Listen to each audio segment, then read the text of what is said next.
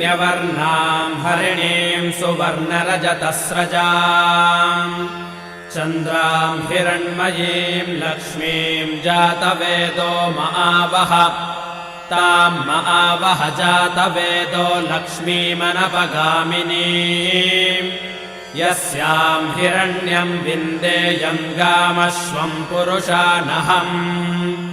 अश्वपूर्वाम् रथमध्याम् हस्तिनादप्रबोधिनीम् श्रियम् देवीमुपह्वये श्रीर्मा देवीर्जुषताम् कांसोऽस्मिताम् हिरण्यप्राकारामार्द्राम् ज्वलन्तीम् तृप्ताम् तर्पयन्तीम् पद्मे स्थिताम् पद्मवर्णाम् तामिहो बह्वये श्रियम् चन्द्राम् प्रभासाम् यशसा ज्वलन्ते श्रियम् लोके देवजुष्टामुदाराम् ताम् पद्मिनीमेम् शरणमहम् प्रपद्ये अलक्ष्मीर्मे नश्यताम् त्वाम् वृणे आदित्यवर्णे तपसोऽधिजातो वनस्पतिस्तव वृक्षोऽथ बिल्वः तस्य फलानि तपसानुदन्तु मायान्तरायाश्च बाह्या अलक्ष्मीः उपैतु माम् देवसखः कीर्तिश्च मणिना सह प्रादुर्भूतोऽस्मि राष्ट्रेऽस्मिन् कीर्तिमृद्धिम् ददातु मे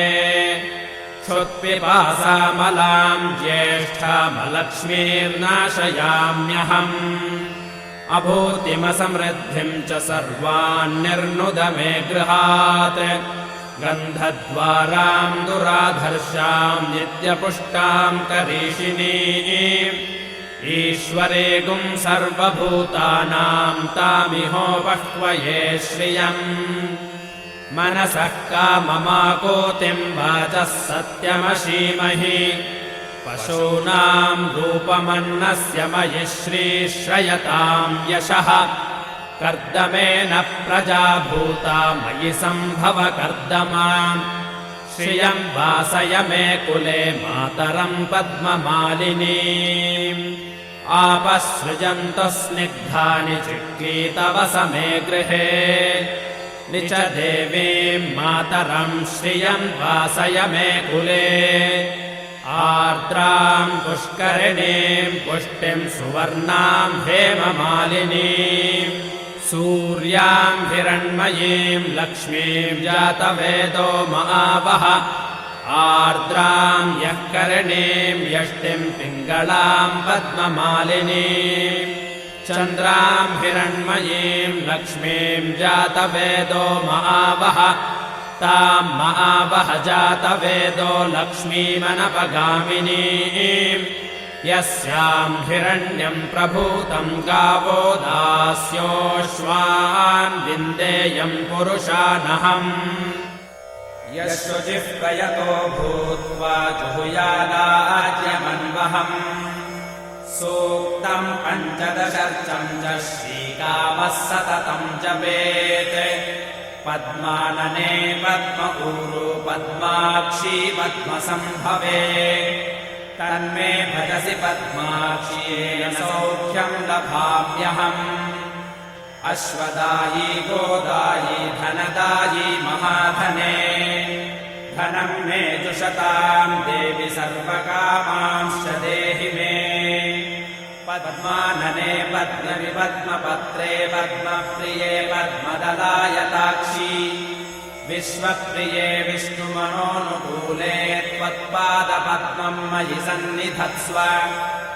पुत्रपौत्रधनम् धान्यम् हस्त्यश्वादिगवेरथम् प्रजानाम् भवसि माता आयुष्मन्तम् करोतु मे धनमग्निर्धनम् वायुर्धनगुम् सूर्यो धनम् वसुः धनमिन्द्रो बृहस्पतिर्वरुणम् धनमस्तु मे वैनतेय सोमम् पिबतु वृत्रः सोमम् धनस्य सोमिनो मह्यम् ददातु सोमिनः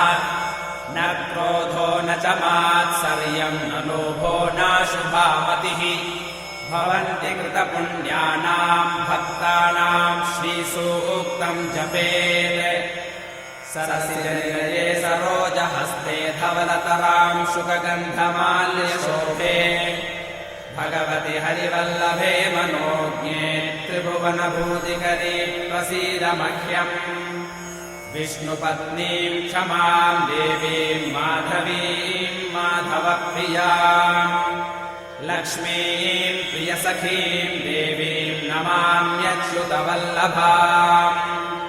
महादेव्यै च विद्महे विष्णुपत्न्यै च धीमहि तन्नो लक्ष्मीः प्रचोदयात्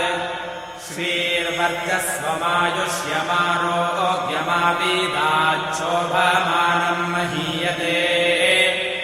धान्यम् धनम् पशुम् बहुपुत्रलाभम् शतसंवत्सरम् दीर्घमायुः ॐ शान्तिः शान्तिः शान्तिः।